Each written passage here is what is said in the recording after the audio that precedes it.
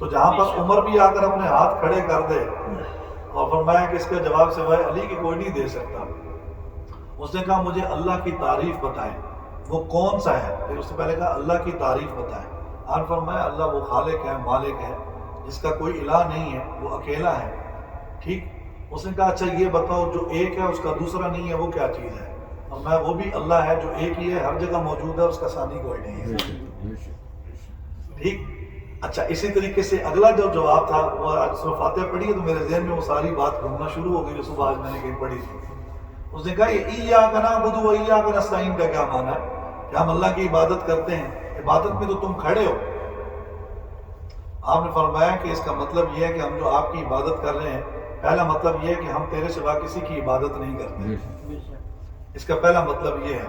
اور ایاک نستعین، جب تم آ کر کھڑے ہو گئے تو مدد کس چیز کی چاہ رہے ہیں؟ فرمایا قبولیت کی مدد چاہ رہے ہیں،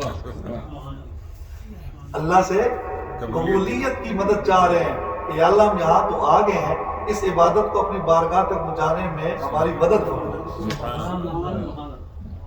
آگے فرمایا اہدنا الصراط، لمبے ہیں سوال ویسے تو میں آپ کو بالکل اس کو سمرائز کر کے بتا رہا ہوں۔ اہدنا الصراط المستقیم، قرآن کو اس انداز سے پڑھا گیا۔ قرآن ایسی زبردست چیز ہے کہ یہ دلوں میں پھر ان معانی کے ساتھ اترتی چلی جاتی ہے۔ اور میں اہدنا الصراط المستقیم کا کیا معنی ہے؟ تم تو پہلے سے مومن ہو، تم تو پہلے سے ہی مومن ہو۔ فرمایا کہ ہم اس لیے اہدنا الصراط المستقیم کہتے ہیں، اور ساتھ ہی اگلا سوال بھی ہے کہ پھر اگر صراط مستقیم کا تم نے معنی کر دیا تو پھر یہ کیوں کہہ رہے ہو صراط الذین انعمت علیہم، ان لوگوں کے راستے پر جن پر آپ نے انعام کیا؟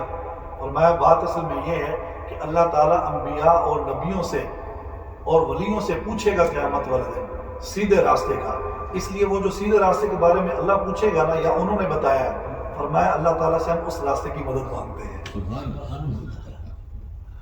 ہم اس راستے کی مدد مانگتے ہیں۔ اور صراط مستقیم کا دوسرا معنی سیدنا علی المرتضیٰ شیر خدا کرم اللہ الکریم کیا فرماتے ہیں؟ اللہ اکبر۔ آپ فرماتے ہیں کہ صراط مستقیم کا معنی یہ بھی ہے کہ جیسے تم نے صراط مستقیم کو چھوڑ کر دوسرا راستہ اختیار کیا، اللہ سے ہم تمہارے اور اپنے درمیان میں فرق مانگتے ہیں کہ ان لوگوں کے راستے پر نہ چلانا جس پہ یہود و نصارہ تھے، بلکہ ہمیں اس راستے پر چلانا جس پر تیرے نبی اور ولی تھے۔ غیر المغضوب علیہم ولا الضالین، ٹھیک ہے، جن پر تیرا غضب ہوا، ٹھیک ہے۔ انہوں نے کہا ولا الضالین کا پھر کیا معنی ہے؟ پیچھے راستے بھی مانگ لے، اللہ کی مدد بھی مانگ لی، سارے معنی۔ ولا الضالین کا کیا معنی ہے؟ فرمایا ولا الضالین کا معنی یہ ہے، اس سے مراد بھی تم لوگ ہو جنہوں نے حضرت عیسیٰ علیہ السلام کو اللہ کا بیٹا قرار دے دیا۔ تو فرمایا کہ ہم اللہ سے کہتے ہیں کہ یہ جو ولا الضالین ہے، اس ضالین سے مراد وہ ہیں جو مجوسی اور مشرک ہیں، تو اس لیے ان کا اللہ تعالیٰ کا غضب ان مجوسی اور مشرکوں پر ہے، اس لیے صراط الذین انعمت علیہم مانگتے ہیں اور غیر المغضوب علیہم ولا الضالین سے پناہ مانگتے ہیں۔ تو یہ حضرت علی رضی اللہ تعالیٰ عنہ کی تفسیر اور 18 سوالوں کا جواب، جب اس ایلچی کو بند کر کے آپ نے ایک ہی محفل میں سارے یہ جواب دیے۔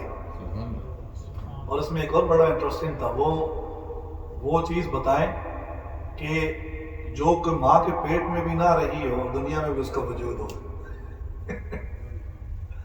ماں کے پیٹ میں بھی نہ رہی ہو اور دنیا میں بھی اس کا کیا ہو؟ وجود ہو۔ آپ فرمایا یہ کون سی مشکل بات ہے؟ وہ آدم اور حوا ہے، وہ حضرت آدم علیہ السلام اور کیا ہے؟ حضرت حوا علیہ السلام ہے۔ آپ نے فرمایا، اس نے پھر ایک اور سوال کیا، یہ بڑا انٹرسٹنگ ہے۔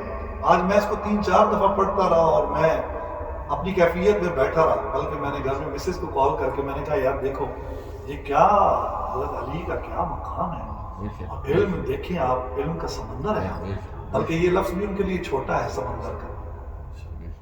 تو کون سی، انہوں نے پوچھا کہ کون سی ایسی چیز کائنات میں ہے نہ وہ نبی ہے نہ وہ رسول ہے، ٹھیک ہے، پھر بھی اللہ نے اس کی طرف وہی فرمائی ہے۔ وہی صرف کس کے لیے ہوتی ہے؟ نبیوں کے لیے ہوتی ہے، پیغمبروں کے لیے ہوتی ہے۔ آپ نے فرمایا وہ شہد کی مکھی ہے کہ اللہ نے اس کی طرف پیغام بھیجا تھا، اس کی طرف کیا بھیجا تھا؟ پیغام بھیجا تھا۔ پھر اس نے سوال کیا کہ اچھا یہ بتائیں، یہ ویسے علی کی بات انٹرسٹنگ شروع ہو گئی ہے، تو میں نے کہا 2-4 جملوں سے ایمان ذرا تازہ ہو جائے گا ہمارا، اور کہا کہ وہ کون سی ایسی چیز ہے، کون سا ایسا بندہ ہے نہ وہ ڈرتا ہے جہنم سے، نہ اس کو جنت کی تلاش ہے، اور نہ وہ خدا سے ڈرتا ہے، نہ جنت کی تلاش ہے، نہ جہنم سے ڈرتا ہے، اور نہ اس کو کیا ہے، خدا کا کوئی ڈر ہے کسی قسم کا۔ آپ نے فرمایا یہ کون سی ایسی بات ہے؟ تو قرآن میں موجود ہے، وہ فرمایا کہ وہ اللہ کا ولی ہے۔ آج کی جو آیات پڑھی ہے، الا ان اولیاء اللہ لا خوف، اللہ کے جو دوست ہیں ان کو کسی قسم کا خوف اور غم کوئی نہیں ہے، ولا هم يحزنون، نہ دنیا کے اندر نہ آخرت کے اندر۔ اور وہ جنت کے آپ اپنے بارے میں خود فرماتے ہیں کہ اللہ میں تیری عبادت اس لیے نہیں کرتا جنت کے لالچ میں، بلکہ میں اس لیے کرتا ہوں کہ تو عبادت کے لائق ہے۔ تو فرمایا لا ان اولیاء، اس نے پھر یہ سوال کیا کہ اچھا یہ بتائیں